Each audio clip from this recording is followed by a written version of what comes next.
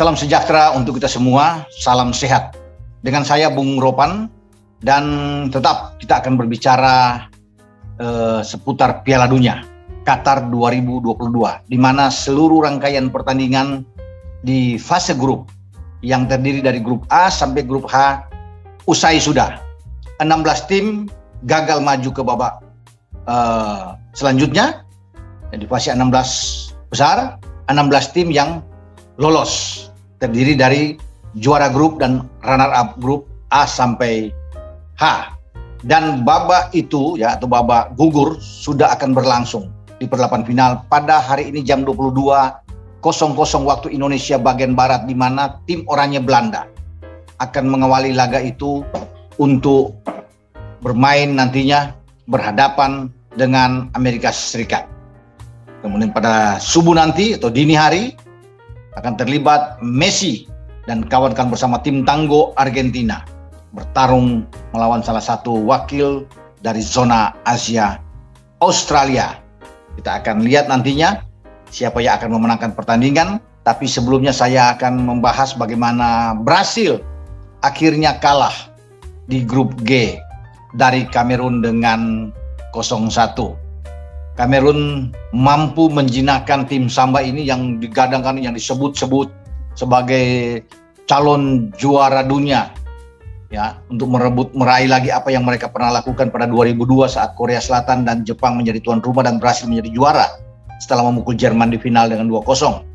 Sekarang Piala Dunia kembali ke Asia dan Qatar menjadi tuan rumah. Ya, kita akan tunggu apakah Brasil bisa melakukan itu untuk kedua kali, dan mereka sedang memburu gelar ke-6 mereka setelah mereka sudah 5 kali juara. Namun kemarin ternyata Brasil juga ya adalah manusia-manusia yang walaupun orang bilang ini dengan tingkat permainan dewa, tapi mereka kalah juga dari Kamerun. Sayang Kamerun tidak lolos ya. Menang, membuat kejutan, tapi mereka tidak lolos. Posisi kedua dari grup G diambil oleh Swiss setelah mengalahkan Serbia. Swiss adalah negara terakhir yang lolos setelah sudah 15 yang tampil untuk membuking tiket setelah memukul 3-2 Serbia. Jadi mestinya kan Kamerun berharap mereka bisa melakukan itu sama seperti Senegal, juara Afrika yang juga lolos dari grup A, atau Maroko yang akhirnya lolos dari grup F. Ya, Ghana gagal ya untuk bisa ikut lolos, dan juga terakhir adalah Kamerun. Jadi wakil Afrika itu 3 yang sudah gagal ya. Selain Kamerun ada Ghana dan Tunisia. Padahal Tunisia membuat kejutan di pertandingan terakhir grup D, membabat juara dunia atau juara bertahan Prancis, dan mereka tidak mampu meneruskan perjalanan. Jadi Afrika itu hanya akan bergantung terhadap Senegal dan Maroko yang akan bermain di sana. Kita akan lihat nantinya bagaimana dua wakil Afrika ini untuk bisa bertarung. Sementara Asia dengan 3 wakil, Jepang, Korsel, dan Australia. Kita bagi Korsel, mereka juga bagus karena mereka bisa lolos bersama dengan Portugal, dan secara umum ya kita bisa melihat bahwa Brasil ini setelah kalah dalam Portugal tetap menjadi juara di grup G, Swiss di kedua dengan poin 6. Sebenarnya sama sih poin antara Brasil dan Swiss, ini 6-6. Cuma Brasil itu unggul dalam selisih gol yang lebih baik ya, dari Swiss, sehingga Brasil itu harus berhadapan dengan Korsel yang datang dari grup H. Nah, Korsel lolos berkat kemenangan mereka dari Portugal, dan ini harus berhati-hati Brasil, karena bukan tidak mungkin tim Taeguk Warriors, ini julukan bagi Korsel ini, bisa menaklukkan Brasil di babak perdelapan final. Dan Brasil tahu itu, pelatih Tite tahu bahwa kalau Kamerun bisa mengalahkan mereka, pasti tim lain juga bisa mengincar, karena semua akan termotivasi di saat menghadapi Brasil, termasuk nanti Korea Selatan. Karena Swiss yang menjadi juara kedua di grup G ini akan bertarung dengan pimpinan pemuncak klasemen di grup G, Portugal, Cristiano Ronaldo dan kawan-kawan. Walaupun kalah melawan Korsel, tapi tetap mereka menjadi juara grup karena sudah meraih 2 kemenangan sebelumnya. Dan ini juga menjadi pertandingan yang seru ya, yang berada di bagan sebelah ya, di antara Swiss dan Portugal. Sementara Brasil dan Brasil dan Korsel itu berada di grup kiri. Ini grup maut, di jalur keras. Karena di sini di atas itu ada Belanda, ada Argentina, kemudian ada Spanyol, dan juga ada Brasil yang digadang-gadang ini dalam skenario bahwa Belanda akan lolos. Kalau ini Belanda bisa menang melawan Amerika nanti, Belanda akan lolos. Argentina bisa mengatasi Australia, Argentina akan lolos, sehingga Belanda dan Argentina akan bertemu di babak perempat final. Demikian juga dengan Brasil. Diperkirakan Brasil bisa mengatasi Korsel, namun tetap harus hati-hati, potensi kejutan juga ada.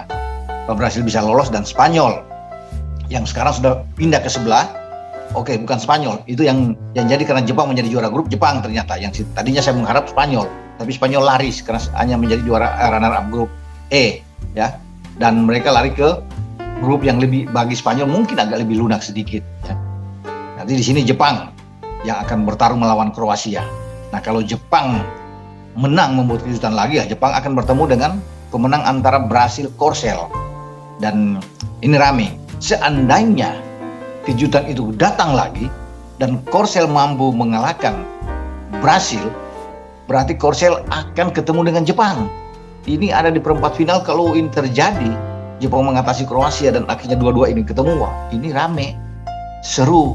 Dua wakil Asia ini bisa bertarung di babak perempat final, dan sudah pasti salah satu di antaranya kan pasti lolos ke babak semifinal, dan pasti ada wakil lagi akan bersejarah. Nah, Jepang ingin mengejar sejarah itu karena Korsel itu sudah pernah pada tahun 2002 di saat menjadi tuan rumah bersama Jepang, mereka menembus semifinal dan hanya digagalkan oleh Jerman di babak semifinal saat itu dengan 1-0. Nah, Korsel juga tentunya akan mengincar. Kalau mereka sudah bisa melewati Brasil, misalnya ada kejutan, wah, Korsel juga tidak mau kalah. Jepang yang 4 tahun lalu di Rusia mereka bisa lolos sampai perempat final sebelum dijegal oleh Belgia. Mereka ingin mengulangi hal yang sama, bisa ada di babak perempat final. Kalau perlu mereka akan menembus babak semifinal. Dan kalau bahaya kalau sampai Korsel atau Jepang yang menembus, bukan tidak mungkin mereka bukan saja sejarah di semifinal, tapi ke final dan juara. Nah, kita kan lagi menunggu. Sekarang pertarungan itu terjadi antara Eropa dan Amerika Latin, di mana Eropa 12 kali juara, Amerika Latin 9 kali juara dari 21 edisi Piala Dunia yang berlangsung sejak 1930 dan terakhir sampai di Rusia 2018. Nah, sekarang apakah wakil Asia akan coba untuk melakukan kejutan besar menjadi juara pertama kali, termasuk dengan wakil Afrika? Kita kan harus menanti ini, ya. Memang perlu perjuangan dengan dominasi Eropa dan Amerika Latin, tapi semua masih terbuka. Kalau mau lihat Jepang mampu mengalahkan Jerman di grup E, mampu mengalahkan Spanyol, berarti level udah sama, ya, level udah sama dengan mereka sini. Tinggal tergantung dalam bagaimana taktik dan strategi dari pelatih untuk bisa nantinya bermain pada saat nanti. Juga dengan Korsel bisa mengalahkan Portugal, jadi oke, bisa menahan Uruguay. Jadi saya kira semua punya potensi yang sama untuk bisa bertarung. Kita akan nantikan babak per-8 final yang akan berlangsung, siapa yang akan bisa meneruskan sampai ke babak perempat final atau 8 besar. Situasi dan kondisi saat ini berbeda dengan di grup. Di grup masih bisa bermain 3 kali, tapi kalau sudah masuk ke fase gugur, ini tidak ada cerita. Kalah langsung angkat koper, langsung pulang. Nah, kita akan tunggu sekarang laga-laga yang seru yang akan berlangsung. Apakah yang akan bisa terus melaju atau adakah tim-tim yang bisa menjadi juara dunia baru? Atau juga mereka-mereka ini, Brasil, Argentina, Prancis, ya, Inggris, bahkan yang bisa menjadi juara dunia lagi. Tidak ada tim-tim lain yang bisa mengganggu mereka. Jadi kita akan lihat pertarungan selanjutnya. Nah, tim-tim yang membuat kejutan seperti Jepang, Korsel, Senegal, kita akan tunggu Maroko, ini kan yang kita akan lihat. Termasuk Australia juga, kita tunggu mereka. Kalau kejutan-kejutan ini berlangsung terus, ya pasti Piala Dunia akan semakin menegangkan. Sampai di sini dengan Bung Roban. Ingat, bola itu bulat, ya, giring terus.